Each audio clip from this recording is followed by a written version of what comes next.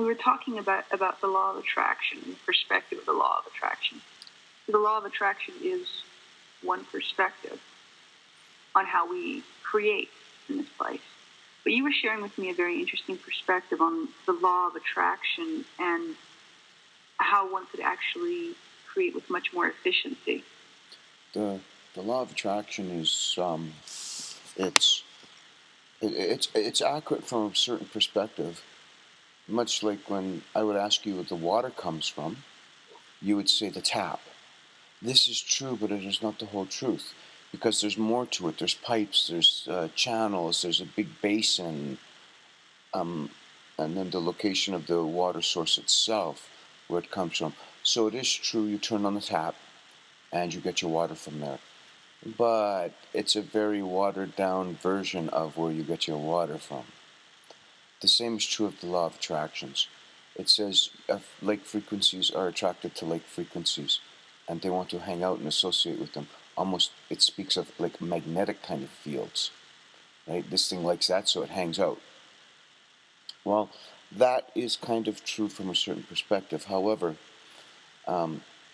as we all know, everything that we want is already there.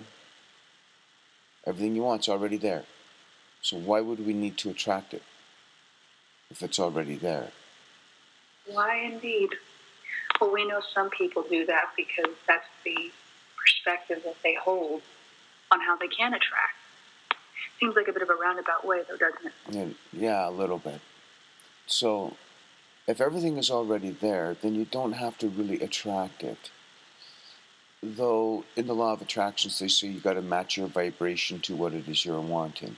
Now that's much closer to the truth than we have to attract it in life. The truth is, it's already there in your field. And because it's already there in your field, you have no requirement to attract it. By putting your intent on attracting it, you're intending to bring it into your field. It's already into your field, so you're bringing it into your field, you're bringing it into your field, you're bringing it into your field, you're bringing it into your field. But you're not matching the vibration to it. Right. Now, so another perspective on what you're saying would be like if you already had food there in front of you, but you kept going around and looking for food, trying to bring food onto your table or onto the plate. Food's already there, and all you have to do is be aware of it. Correct.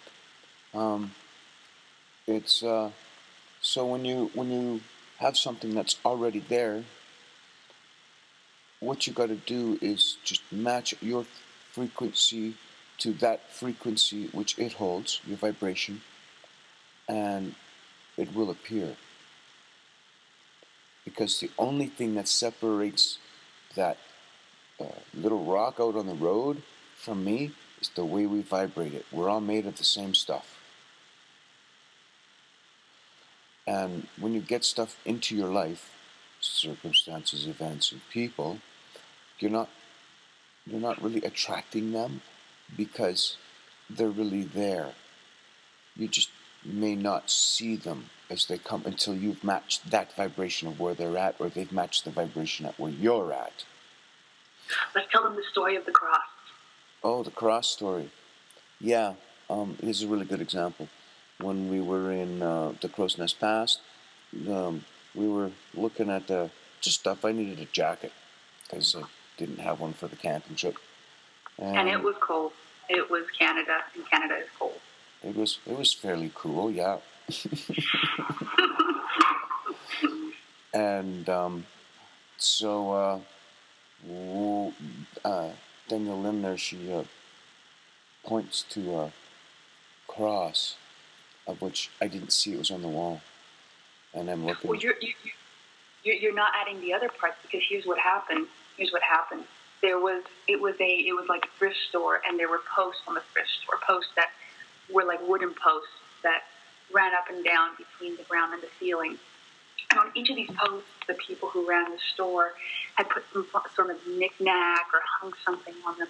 And I was looking at each of these knick-knacks, and I saw, okay, there's one there, nothing there, and one there. Why isn't there anything on this one post here?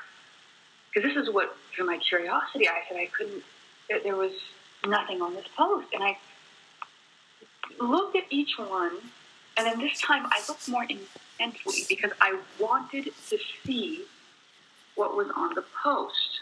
This is the important part, all right? Because up until then, I was just glancing where I was at. And then suddenly it literally looked like it materialized.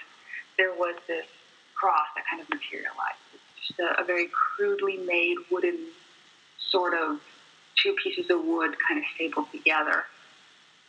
And it basically shocked me. And then I shake your arm, right? And I'm like, Rob, look at this. Your experience, share that. She tries to point out this item there, and I'm looking around, and I'm trying to look around this pole because it's in my way, and I thought she was pointing to one of the cups or the plates, and I didn't see anything there, and of course then Daniel Lynn does it again, and she goes right there, and she reaches out and she doesn't touch it, but she points directly at it, and I follow her finger there, and then suddenly I see this cross. Yeah, it was surprising because neither of us had actually seen it until we dropped our vibration to that level of what that wooden construct was. Yeah, exactly, and it sort of surprised us both, but it, and the reason why we couldn't see that is it wasn't so much the figure itself, but the energy or whoever had owned it or whatever energy they imbued in that was just out of our natural range, as it were. But it became a very interesting story of awareness for us, didn't it? About understanding and what your vibrational level is and what you can see. And you can take this sort of example in so many ways too, because here we are talking about the law of attraction. But in the same way, if you had something like you really want, people who are always like, oh, why am I not successful in making this much money?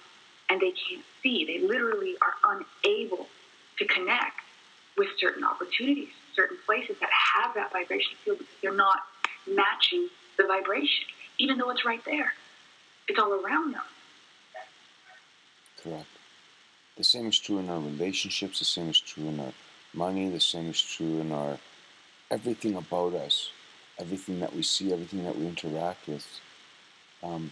It's how many times did a bunch of kids go walking around and they saw a famous actor and one guy didn't because he was looking somewhere else, and no matter how they pointed, they didn't get to see that famous actor. It happens a lot. That's because he wasn't in the vibration. And it's not like they weren't there. They were already there. They were right there. And the one guy didn't see him. You don't have to attract those people into your life when they're already there. So when you spend some time attracting stuff and your intent is to attract stuff to you, that's what you're doing. You're attracting it to you. But everything you want is already there on a level.